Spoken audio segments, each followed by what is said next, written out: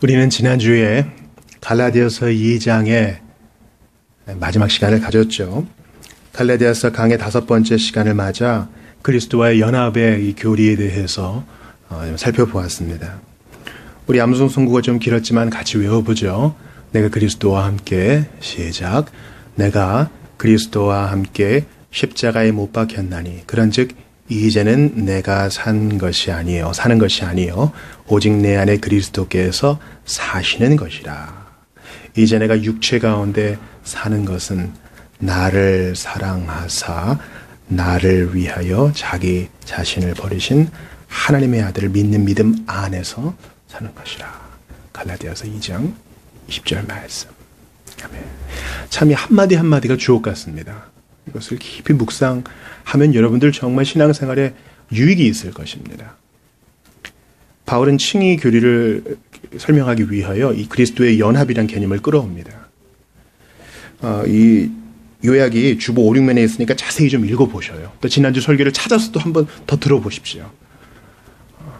설교를 한 번 듣고 마시는 것이 아니라 주중에도 한 번 반복적으로 들어보시고 그럼 또 새로운 깨달음이 있어요. 감격이 있습니다.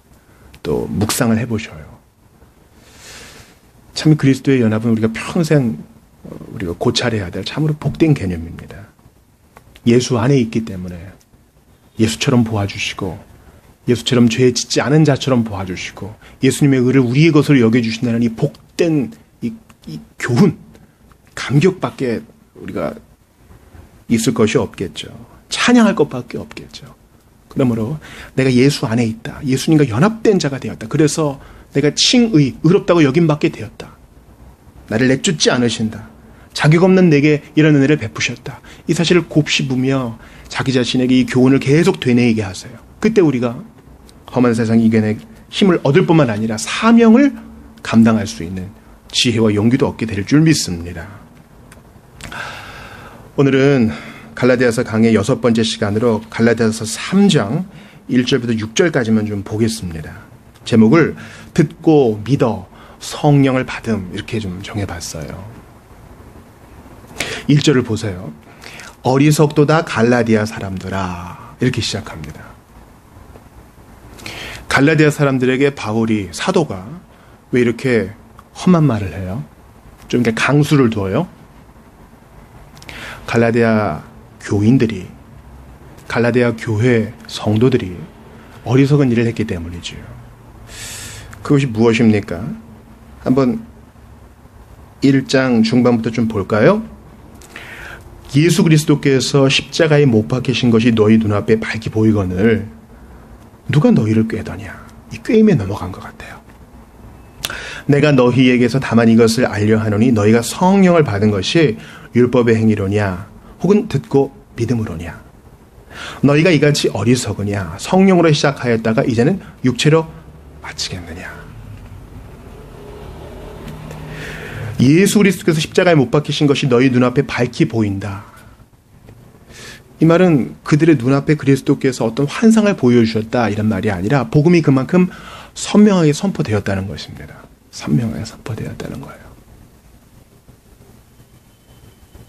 그런데 지금 갈라디아 교인들은 바울이 지금 없는 가운데, 바울이 지금 순회 선교사니까 공석인 가운데 아마 바울이 장로를 세웠겠죠. 리더를 세웠겠죠.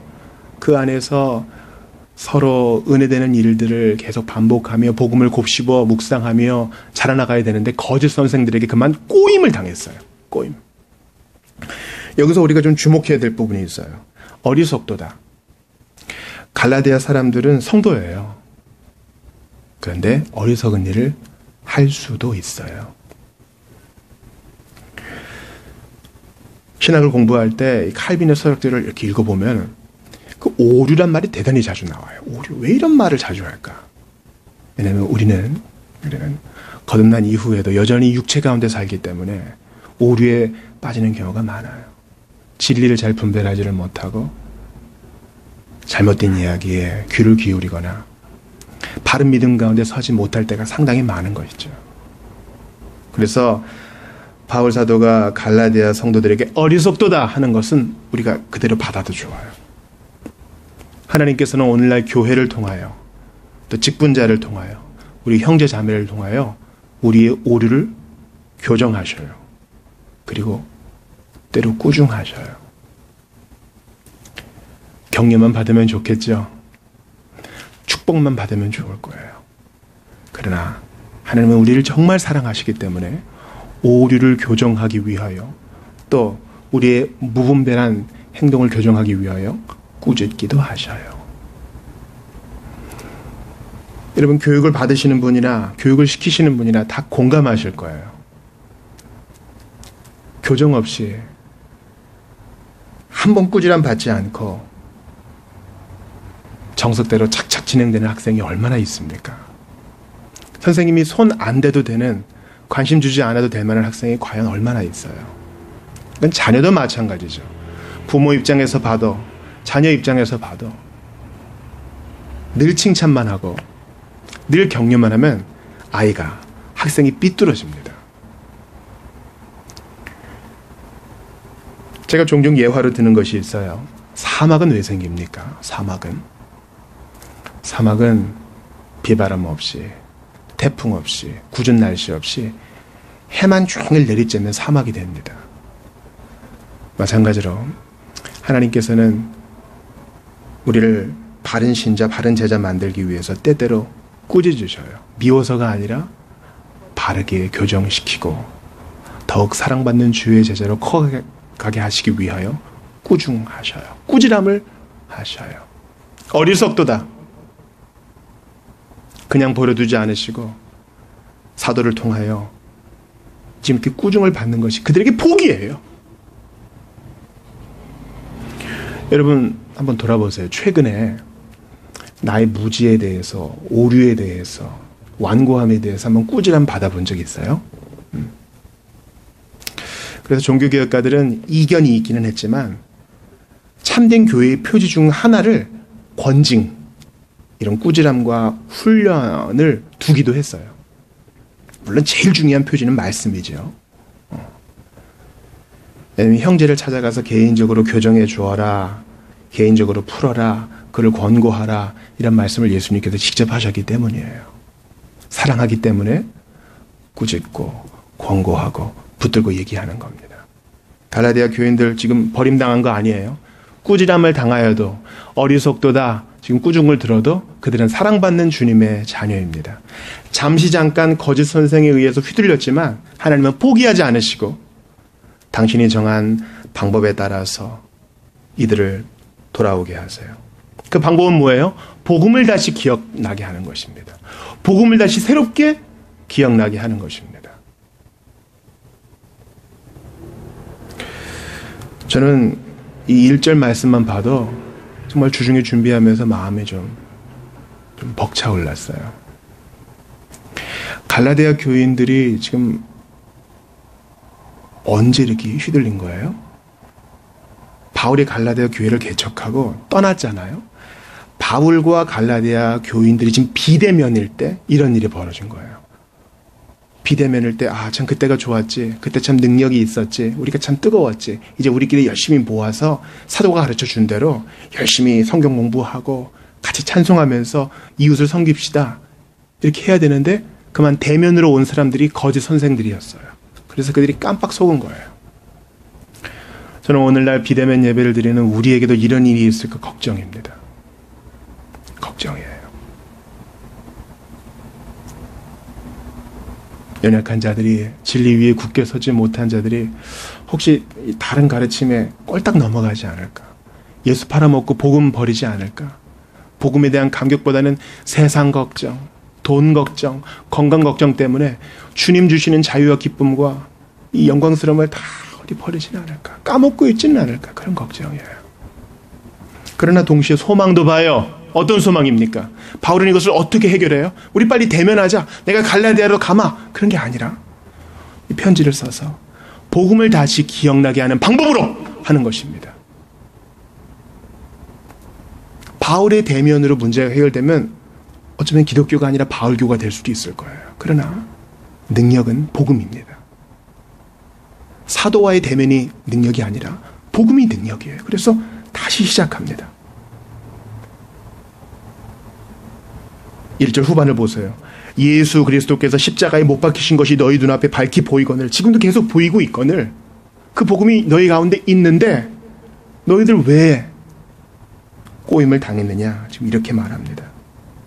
그러면서 같은 이 복음을 받아들인 그들의 일들을 다른 어휘로 설명해요. 2절 보세요.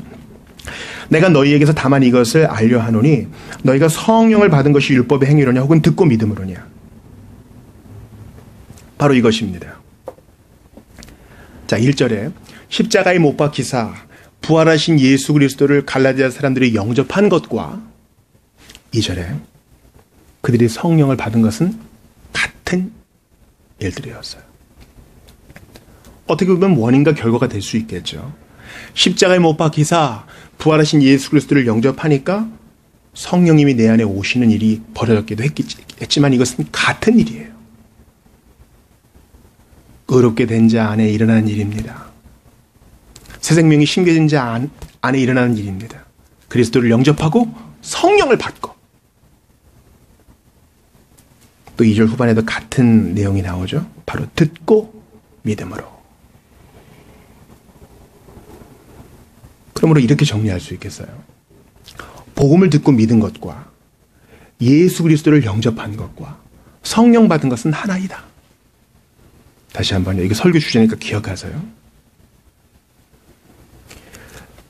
죽으시고 부활하신 예수 그리스도를 영접하는 것과 또 2절에 나온 것처럼 듣고 믿은 것과 또 2절에 나온 것처럼 성령을 받은 것은 하나이다. 5절 보세요, 여러분. 너희에게 성령을 주시고, 죄인을 의롭게 하실 때 신자 안에 일어나는 일이에요. 이것이 단번에 일어납니다.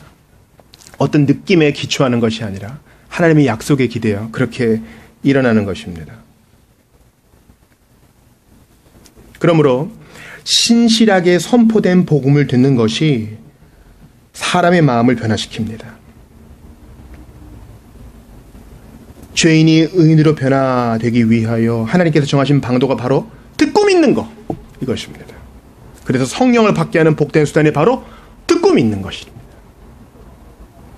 그러니까 갈라디아 교인들이 언제 넘어졌다고 할 수 있겠어요? 듣고 믿는 것을 좀 소홀히 했던 것 같아요. 그래서 거짓 교사들에게 껌뻑 넘어간 거겠죠. 듣고 믿는 거.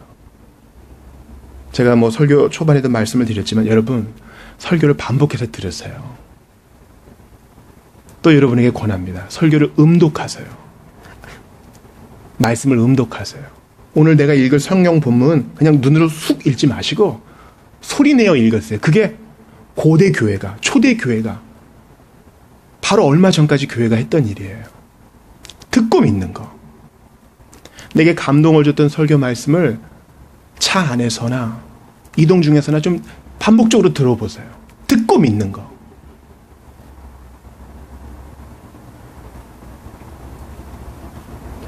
저는 우리가 지금 비대면 예배를 드릴 때 바로 이러한 듣고 믿는 것의 이 본질, 이것을 찾을 때라고 생각합니다. 지난주에도 말씀드렸다시피 예배가 깊어진다는 것은 예배 중에 어떤 신비한 체험을 한다는 게 아닙니다. 오늘 본문 나왔잖아요. 2절에도 나오고 5절에도 나왔잖아요. 성령을 주시고 성령을 받는다. 이것은 듣고 믿는 것과 하나라 그랬죠. 뭔가 대단한 체험을 하는 것이 아니라 예수 그리스도께서 약속하신 거잖아요. 약속하신 성령을 너에게 주겠다. 예배의 본질, 즉 하나님과의 교제가 더욱 진실해진다는 것. 어쩌면 지금은 우리가 번듯한 공간이나 화려한 음악처럼 우리의 오감을 만족시키는 다른 그 무엇을 따라갈 수는 없을 것입니다. 모여도 우리 교회는 더욱 그렇겠죠. 그러나 오히려 담백한 영성과 선명한 진리를 더욱 붙들 수 있는 기회이기도 합니다. 듣고 믿어 성령을 받았으니 더욱더 듣고 믿음으로 오류를 떨쳐내고 모든 꼬임에서 자유로워지는 것. 그러니까 여러분, 신자는 죽으나 사나 말씀이에요. 신자는 죽으나 사나 성경이에요. 성경을 도외시하고 바른 영성을 가지고, 성경을 도외시하고 하나님과 친근해지고, 성경을 도외시하고 이단을 분별해내고, 그런 사람 한 번도 못 봤어요. 성경 박사가 되라는 말이 아니에요. 성경을 사랑하란 말이에요. 제가 여러분에게 성경 일독하셨어요? 이렇게 다 물어볼 수는 없어요. 일독을 안 하고도 성경을 깊이 묵상하는 사람이 있으니까. 그러나 1년에 한 번 정도 성경을 읽는 것은 신자의 기본이라 그랬죠. 이것은 교회가 정한 훈련의 툴입니다. 이것만큼 여러분 꼭 한번 지켜보세요. 듣고 믿는 것, 그리스도를 영접하는 것, 성령 받는 것 하나라 그랬습니다.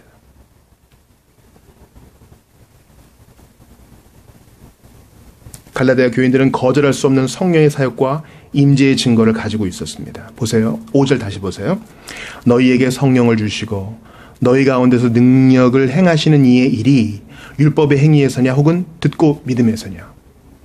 자, 성령을 주셨으니까, 성령이 내 안에 계시니까, 성령 하나님이 내 안에 계시니까 분명히 무슨 변화가 일어나겠죠. 그래서 바울은 그것을 어떻게 표현했어요? 너희 가운데서 능력을 성령님이 행하신다, 그렇게 얘기해요. 무슨 말이야 이게? 뭐 갈라디아 교인들이 불을 받았는가? 방언을 했는가? 아니야. 우리가 갈라디아서 하면 바로 생각나는 거 있죠. 성령의 9가지 열매. 갈라디아서 5장 22절 이후에 나오잖아요. 오직 성령의 열매는 사랑과 희락과 화평과 오래 참음과 자비와 양성과 충성과 온유와 절제니 이 같은 것 금지할 법이 없다 그랬어요. 그 성령의 열매가 이런 거예요. 사랑. 예수 믿기 전에는 그런 사람이 아니었는데 괜히 누구를 섬기고 싶어지고 나를 포기하게 되어지고 또 희락. 예전에는 즐거운 일이 없었는데 그냥 우울하기만 했는데 예수 믿고 난 다음에 복음을 받아들이고 난 다음에 왠지 즐거워. 어려움 가운데도 기뻐할 수 있어. 화평. 옛날에 싸워가지고 내 권리 찾기 바빴는데 이제는 평화를 좋아하고 평화를 중시하는 사람이 되었어요. 오래 참음 정말 중요하죠. 옛날에 그냥 성미가 불같았는데 예수 믿고 점점 인내하는 거에 있어서 선수가 되어져. 자비, 나눠주기를 좋아해요. 양선, 선을 좋아하고 하나님이 원하시는 선의 가치를 받들게 되는 것이죠. 충성, 내가 맡겨진 일, 작은 일이라도 열심을 다하는 것입니다. 온유와 절제, 항상 양처럼 조용하되 다른 사람을 배려할 줄 알게 되고 하나님이 기뻐하지 않는 것 끌어낼 줄 아는, 그게 성령의 열매라는 거예요. 갈라디아 교인들 안에 이런 성령의 열매가 많기도 하고 적기도 하고 분명히 아무튼 드러난 것이죠. 바울은 그것을 이렇게 말합니다. 너희에게 성령을 주시고 너희 가운데서 능력을 행하시는 이의 일이 과연 율법의 행위냐 아니면 듣고 믿음이냐. 여러분 뭔가 느끼셨어요? 2절과 5절에서 계속 성령, 듣고 믿음을 반복하고 있죠. 성경에서 반복하면 중요하다 그랬죠. 듣고 믿는 것과 성령의 일이 나타나는 것, 성령 충만, 이것은 절대로 떨어질 수 없는 것입니다. 여러분, 제가 여러분께 도전할게요. 여러분 성령 충만하기를 원하세요? 성령으로 충만해서 이 어려움을 좀 도약적으로 이겨내고 싶으세요? 내가 지금 불가능한 이 일을 어떻게 좀 이겨내고 싶어요? 문제는 너무 많죠. 내가 사랑도 없고 집 문제도 해결해야 되고 돈 문제도 해결해야 되고 취업의 문제도 해결해야 되고 결혼의 문제도 해결해야 되고 왠지 모를 외로움의 문제도 해결해야 되고 분노의 문제도 해결해야 되고. 그러나 듣고 믿는 것 떠나서는 절대로 성령께서 하시는 일들이 활발하게 일어날 수 없습니다. 신자도 마찬가지예요. 비신자도 듣고 믿어 회개해야 되고요. 듣고 믿어 예수 영접해야 되고요. 신자도요. 계속 듣고 믿어 성령의 일들이 활발하게 일어나야 됩니다. 안 그러면 초라한 그리스도인, 믿기는 분명히 믿는데 성령의 열매는 고사하고 앙상하게, 이게 과연 산나무인지 시든 나무인지 알아보기 힘든 그런 초라함을 갖게 돼요. 듣고 믿어야 됩니다. 그냥 내가 믿습니다 하는 게 아닙니다. 참된 기독교의 영성은요, 부지런히 배우고 부지런히 들으며 부지런히 적용하는 데 있는 것입니다. 다른 게 아니에요. 하나님께서 영광스러운 종교개혁을 허락하셨습니다. 이제 우리가 이제 10월 마지막 주에 또 그거 강조할 텐데요. 하나님께서 왜 복된 종교개혁, 리포메이션을 왜 허락하셨어요? 듣고 믿는 기본이 중세교회에서 전반적으로 무너져 내려가고 있었기 때문에. 로마 교회는 사제가 있는 곳이 교회다. 사제가 교회다. 이렇게까지 얘기했어요. 듣고 믿는 것이 완전히 무너지기 시작했죠. 라틴어로 설교를 합니다. 알아듣지 못해요. 그저 예배당 와서 하는 것은 사제가 축성한 이 빵조가리 하나 받는 거. 이 잔은 안 줬어요. 흘릴까봐. 찬양도 그냥 찬양대가 라틴어로 해. 그냥 앉아있는 성도들은 멍하니 관람객이 되는 거예요. 스테인드 글래스만 보고 고해성사하고 그 정도. 뭐 성경을 체계적으로 공부하고 이런 거 없어요. 그래서 루터와 한동갑이었던 찌빙글리가 은혜 받고 중생하여서 자기 목회지에서 했던 일이 바로 마태복음 1장 1절부터 설교하기 시작한 거예요.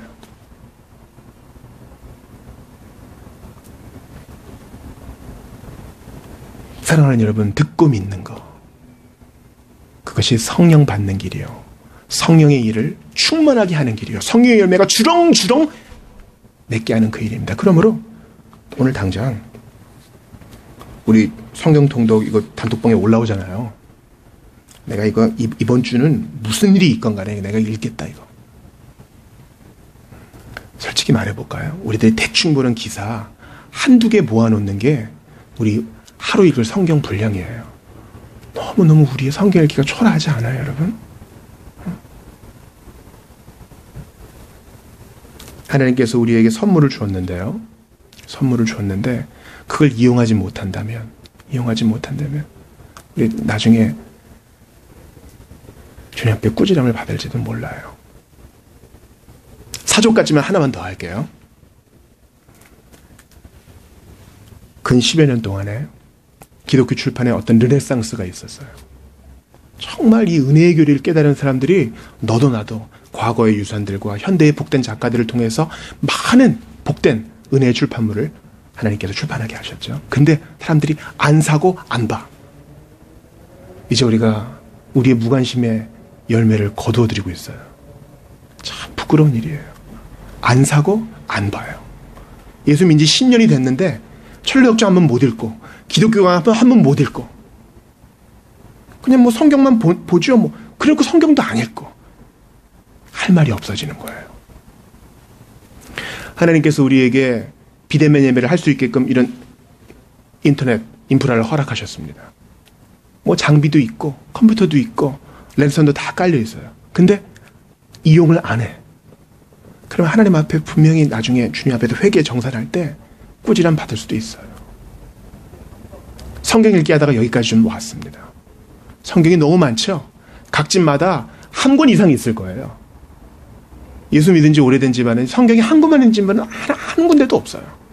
성경 어플도 좀 양심상 받아놔요. 근데 안 봐. 그리고 거기에는 복음을 중요하게 생각하지 않는 우리의 마음 상태가 담겨 있는 거예요. 내가 성경을 제대로 읽고 묵상하지 않는 거에 대한 아픔이 없다면 이거 지금 성령을 우리가 지금 홀대하고 있다는 증거일 수도 있어요. 그러므로 듣고 믿음, 성령을 받음, 듣고 믿어 성령의 일들이 원활하게 넘치게 풍성하게 일어남. 이것은 절대로 떨어질 수 없는 것입니다.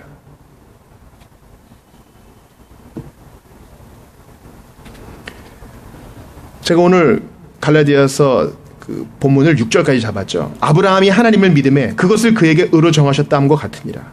다음 주에 더 자세히 얘기하겠지만 여러분, 아브라함의 하나님은 예수 그리스도의 하나님, 우리의 하나님이에요. 그 옛날 아브라함에게 본토 친척을 떠나라 하고 말씀하신 그 하나님이 우리에게 말씀하시는 그 하나님이라고. 우리에게 익숙한 곳을 떠나 우리에게 모험 넘치는 믿음의 삶을 살게 하시는 그분이 그 아브라함의 하나님, 나의 하나님이라고요. 너는 나이 많지만 이삭을 낳게 될 것이다. 불가능한 일을 이루시는 바로 그 하나님이 바로 내게 성령의 열매를 맺게 하는 바로 그 하나님이라고요. 기적이죠. 나 같은 사람이 예수 믿어 성령의 열매, 사랑과 오래 참음, 자비, 양선, 온유, 충성, 절제를 맺게 하는 것도 기적 아니에요? 나 같은 사람이.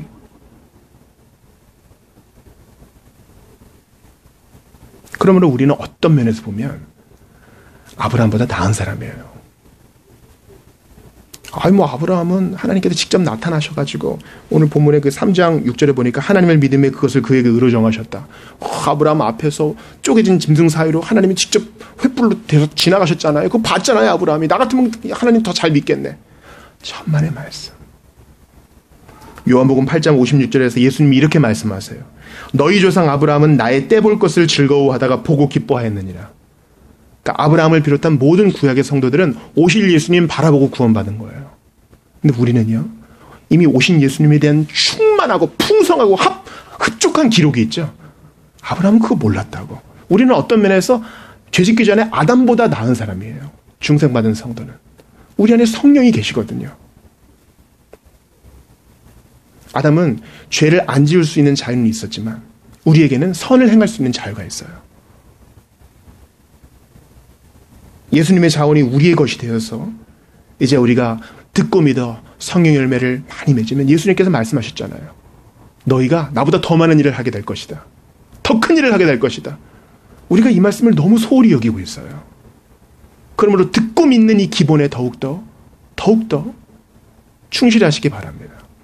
비대면이었던, 사도와 비대면이었던 갈라디아 교인들이 왜 거짓 선생 때문에 꼴딱꼴딱 넘어갔어요?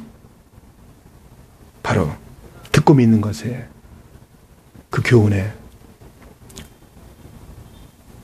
성실하게 반응하지 못했기 때문입니다. 우리가 꼬임을 당하는 이유는 인간의 무지, 그리고 거짓 선생인, 거짓의 아비인 마귀의 꼬임, 이 두 가지가 다 관여를 합니다. 그러나 우리가 듣고 믿는다면 인간의 오류와 마귀의 꾀임으로부터 벗어날 수 있을 것입니다. 사랑하는 여러분, 말씀을 마치려 합니다.